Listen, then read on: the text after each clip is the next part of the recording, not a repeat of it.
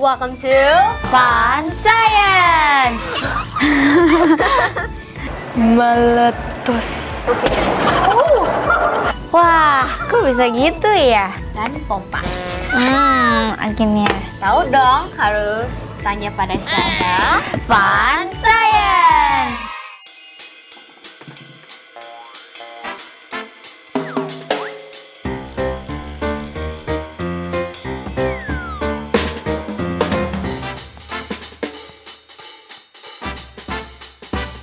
Hai friends, Welcome to Fun Science. Bersama aku Brenda dan aku Leandra. di acara kesayangan kita yang pastinya bakal membahas ilmu pengetahuan yang super fun banget nih. Aku kasih lihat kamu sesuatu dulu nih.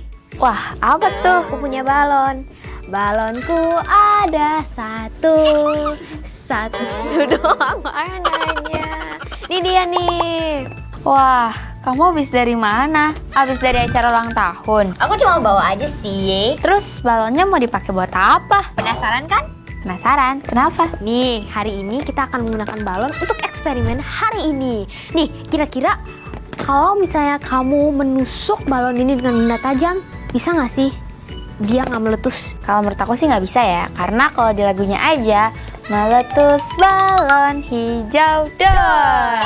Nah, yang pasti itu antara balonnya gampang meletus atau enggak kena benda tajam. Tuh, tapi jawaban sebenarnya bisa. Kok bisa? Kaget kan? Iya. Nah, sebelum ini aku mau ngajak friends challenge dulu nih. Di situ udah ada baskom, ada balon, dan juga ada alat penusuk. Nah, kira-kira nih, kalau kamu menusukkan alat penusuknya itu ke balonnya langsung, kira-kira apa yang bakal terjadi? Meletus. Di situ udah ada titik A, Iya. selotip kertas, dan juga ada titik B. Itu selotip plastik. Nah, kira-kira dari kedua titik itu, mana yang kalau kamu tusukkan, balonnya bisa nggak pecah?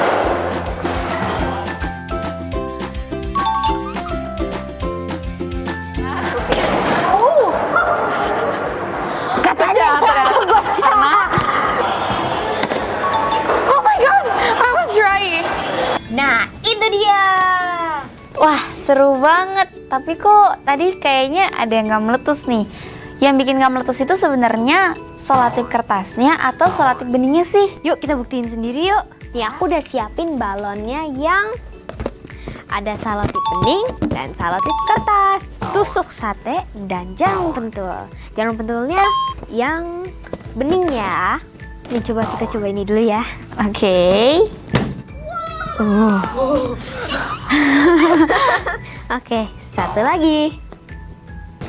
Wah, iya. Kok nggak meletus ya? Kok bisa kayak gitu sih? Terus tadi kenapa di video ada beberapa dari mereka yang balonnya meletus? Nih, yuk kita buktiin sendiri ya. Oke. Oke. Tahu gak kenapa? Nggak tahu. Kan sama-sama aja sebenarnya. Sebenarnya yang membuatnya meletus itu karena kita cabut. Oh. Jadi udaranya akan bocor, lalu meletus lah. Oh, jadi harus ditahan ya biar dia nggak meletus. Betul. Tapi sebenarnya aku masih penasaran sih kenapa bisa kayak gitu. Tahu dong, harus tanya pada siapa? Bener banget. Prof, jelasin dong. Halo friends. Nah, pembahasan kalian tadi sudah benar loh. Balon itu terbuat dari karet yang lentur. Ketika balon diisi dengan udara ke dalamnya, karet balon akan semakin renggang ketika terkena benda tajam, seperti tusuk gigi, tusuk sate, atau jarum yang kalian gunakan tadi. Balon pun akan meletus karena dinding balon tadi menjadi sobek karena semakin tipis. Nah, selotip yang ditempelkan pada balon akan merekatkan lapisan dinding agar tidak mudah robek. Dengan begitu, selotip membantu balon untuk mempertahankan bentuknya. Eits, tapi benar kata kalian tadi, ketika benda tajamnya dilepaskan, balon akan tetap mengempis, bahkan meletus. Itu karena udaranya sudah keluar dari balon.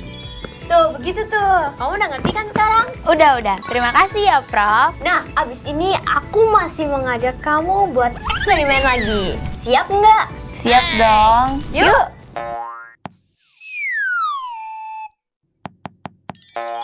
Friends, kalian sudah tahu belum kalau balon yang kita kenal sekarang terbuat dari karet, lateks maupun foil loh. Balon karet sendiri pertama kali diciptakan oleh Profesor Michael Faraday pada tahun 1824. Dia menggunakan 2 lembar karet yang ujungnya ditekan bersamaan. Awalnya ia menciptakan kantung berisi udara untuk digunakan pada eksperimennya yang memakai hidrogen. Ketika kantung tersebut diisi dengan udara, dia menyadari kalau kantungnya menjadi elastis dan mulai mengembang. Akhirnya, kantung udara menjadi transparan dan mulai naik ke udara. Setahun setelahnya, balon yang kita kenal sekarang mulai diproduksi. Kalau balon mainan sendiri pertama kali diperkenalkan oleh Thomas Hancock. Awalnya, balon dijual dalam bentuk set yang berisi botol larutan karet dan alat untuk memasukkan larutannya. Nah, kalau balon yang terbuat dari pohon lateks pertama diciptakan di London pada tahun 1847. Balon yang dapat terbang hingga ketinggian 5 km di udara ini terbuat dari bahan yang mudah terurai loh. Mereka bisa terurai dalam waktu 6 bulan hingga 1 tahun.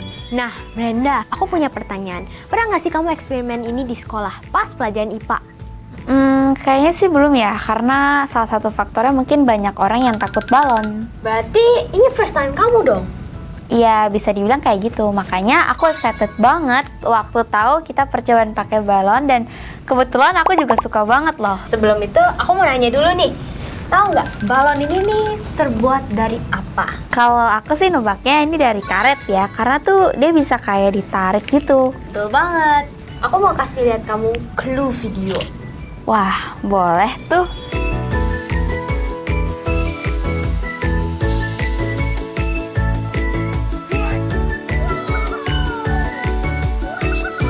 Itu dia. Wah, kok bisa gitu ya? Ya dong, yuk kita buktiin. Oke. Aku tuh udah nyiapin CD bekas, terus ditempelin tutup botol yang udah dibolongin sebelah sininya.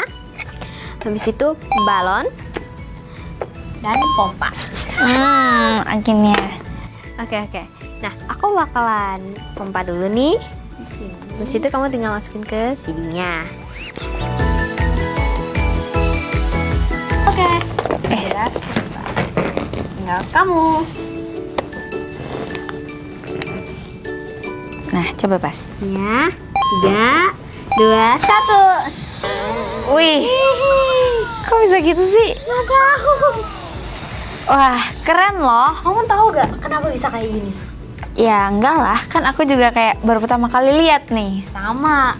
Yuk kita tanya the one and only. Oke, Prof, boleh jelasin nggak? Sebelum Prof jelasin, kalian jawab pertanyaan Prof dulu ya. Sudah siap? Siap. Dalam percobaan tadi, kapal bantalan udara dari CD akan bergerak karena bantuan balon. Pertanyaannya, ketika bergerak, apakah kapal bantalan udara menyentuh permukaan? A. Menyentuh. B. Tidak menyentuh. Oke, kalau aku jawab B, karena menurut aku kalau dia menyentuh, dia tidak akan bisa bergerak. Dan ada angin dari balon sehingga kapal bantalan itu bisa sedikit terangkat. Menurut aku itu B, tidak menyentuh. Karena kan balon itu kan mengangkatnya untuk rada ke atasan dikit, walaupun tidak terlihat seperti dia melayang, tapi bisa kerasa kan ya kalau misalnya dia bakalan rada terangkat karena ada balon. Prof, jawabannya apa nih? Aku penasaran nih, Prof. Yang benar adalah B. Tidak menyentuh. Jelasin dong, Prof. Oke, jadi apa yang kalian lakukan tadi merupakan percobaan membuat hovercraft atau kapal bantalan udara yang dapat berjalan di air, lumpur, atau darat. Tentunya dengan versi yang lebih sederhana ya. Eits, tapi prinsipnya hampir serupa kok dengan kapal bantalan udara yang sebenarnya. Karena kendaraan hovercraft memanfaatkan udara agar badannya terangkat dari permukaan. Dalam percobaan tadi, udara akan keluar dari balon melalui lubang di tutup botol. Udara kemudian keluar dan terperangkap di bawah CD yang permukaannya halus dan berbentuk lingkaran. Saat itu, bantalan udara yang tipis akan terbentuk sehingga hovercraft melayang di atas bantalan udara tersebut. Nah, karena gaya geseknya cenderung kecil dan tidak bergesekan dengan permukaan bawah, hovercraft dapat meluncur dengan cepat dan bebas. Oh begitu, paham. Makasih ya Prof, aku jadi paham nih sekarang. Terima kasih Prof, aku juga jadi paham nih. Nah, abis ini aku mau ngajak kamu melakukan eksperimen lagi. Eksperimen? Sebenarnya sih lebih ke dekorasi ya. Wah, boleh tuh. Dekorasi pakai balon. Oke, boleh. Yuk.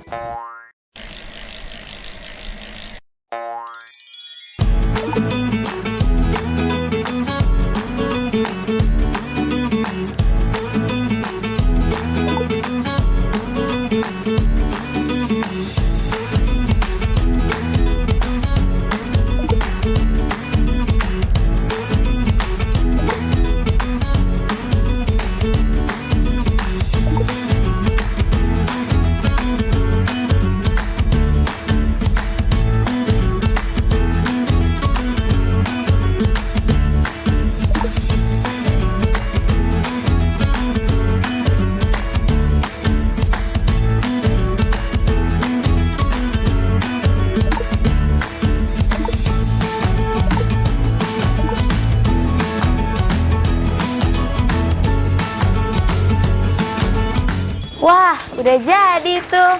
Ya dong, bagus kan? Bagus. Keren banget. Bisa kayak ditaro buat barang-barang gitu loh.